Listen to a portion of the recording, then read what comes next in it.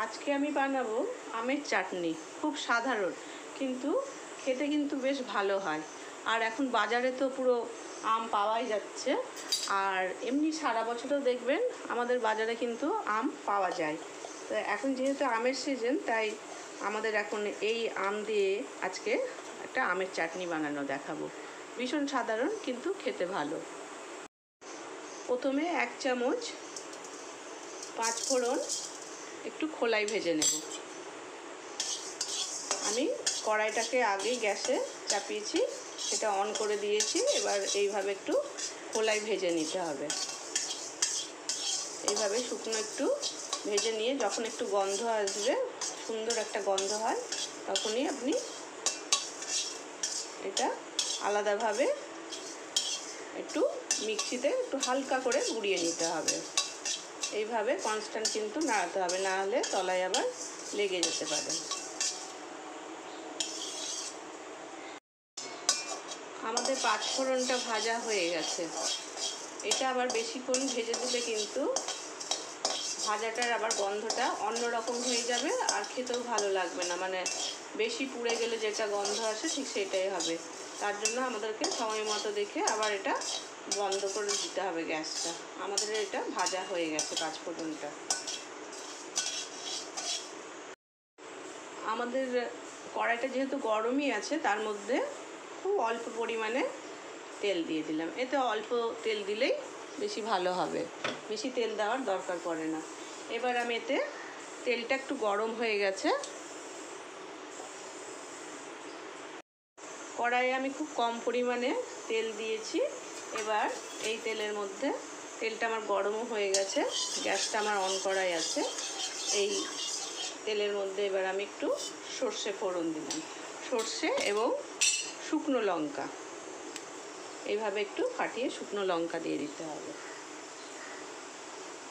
এবার একটু হালকা করে এটাকে নাড়াচাড়া করতে হবে। একটু ফোড়নের একটু গন্ধ আসলে তখনই, এই দেখুন কি সুন্দর একটা ফাটা ফাটা একটা আওয়াজ হবে এবং সুন্দর একটা গন্ধ আসে, তখনই এই আমগুলোকে একটু গায়ে খোসা শুদ্ধ রেখে রেখে আমি কেটেছি। আর আমটাতে হালকা একটু আটিও চলে এসছে, যার জন্য এই চাটনিটা খেতে কিন্তু খুব ভালো হয়। এইভাবে এটাকে নাড়াচাড়া করতে হবে। এটা কম আঁচ করে রেখে নাড়াচাড়া করতে হবে। আমাদের এই আমটাকে একটু মাঝে মধ্যে নাড়াচাড়া করতে হবে। এবার দেখুন একটুখানি ভাজা হয়ে যাওয়াতে এবার এর মধ্যে আমি অল্প পরিমাণে লবণ দিয়ে দেব এবং অল্প পরিমাণে হলুদ দিয়ে এইভাবে এবার এটা নাড়াচাড়া করতে হবে। এটা কম আঁচে কিন্তু করতে হবে। এইভাবে 5 মিনিট নাড়াচাড়া করার পরে আমি এতে এবার জল দিয়ে দেব।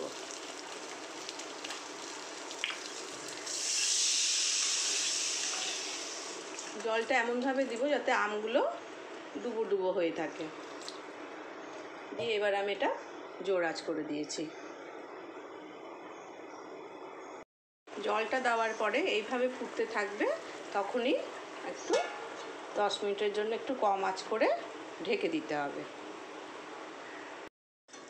আমাদের আমটা সেদ্ধ হয়ে গেছে। এবারেতে আমি চিনি দিয়ে দেব। এটা গুড় দিয়েও অনেকে বানায়, তবে চিনি দিয়ে করলে দেখতে বেশি ভালো হয় এবং খেতেও কিন্তু ভালো লাগে। আজকে আমি এটা চিনি দিয়েই বানাবো। এটা যেহেতু আমে একটু আঁটি চলে এসছে, একটু সেদ্ধ হতে একটু সময় লাগলো। এটা এইভাবে একটু ফুটিয়ে নিতে হবে। কোনো কোনো আম আবার খুব তাড়াতাড়ি সেদ্ধ হয়ে যায় এবং কোনো কোনো আম আবার খুব টকও থাকে। তাতে চিনির পরিমাণটা নিজেকে একটু বুঝে দিতে হবে। যদি বেশি টক থাকে তাহলে একটু বেশি চিনি দিবেন, আর না হলে কম টক থাকলে কম পরিমাণে চিনি দিলেই চলবে। দিয়ে যে আমগুলো ভালো সেদ্ধ হয়েছে সেগুলোকে একটু এইভাবে দেবে দেবে দিলে এটা ঘন হয়ে যাবে এবং তার আমের টেস্টটাও খুব ভালো মেল্ট হয়ে যায়। এবার আমাদের আমের চাটনিটা তৈরি হয়ে গেছে। এবার আমি তাতে দিয়ে দেব পাঁচফোড়ন ভেজে রেখেছিলাম যে, সেটা আমি হামলদিস্তাতে, একটা ছোটো হামলদিস্তা আছে, তাতেই আমি সেটা গুঁড়িয়ে নিয়েছি। সেটা সেরকম হামলদিস্তাতে থাকলে তাতে গুঁড়িয়ে নিলে তার গন্ধটা খুব ভালো আসে। মিক্সিতে হয়তো কোনো সময় একটু বেশিও পেশা হয়ে যেতে পারে, কিন্তু একটু কম পরিমাণে পেশা থাকলেই বেশি ভালো লাগে খেতে। গ্যাসটা বন্ধ করে দিলাম।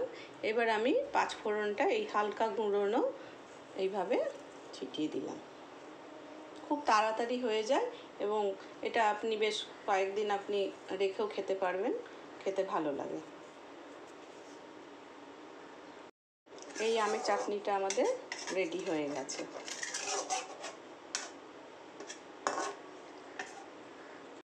এই আমাদের আমের চাটনি তৈরি হয়ে গেছে। খুব তাড়াতাড়ি হয়ে যায়, খেতেও খুব ভালো লাগে। এটা কয়েকদিন রেখেও খাওয়া যাবে।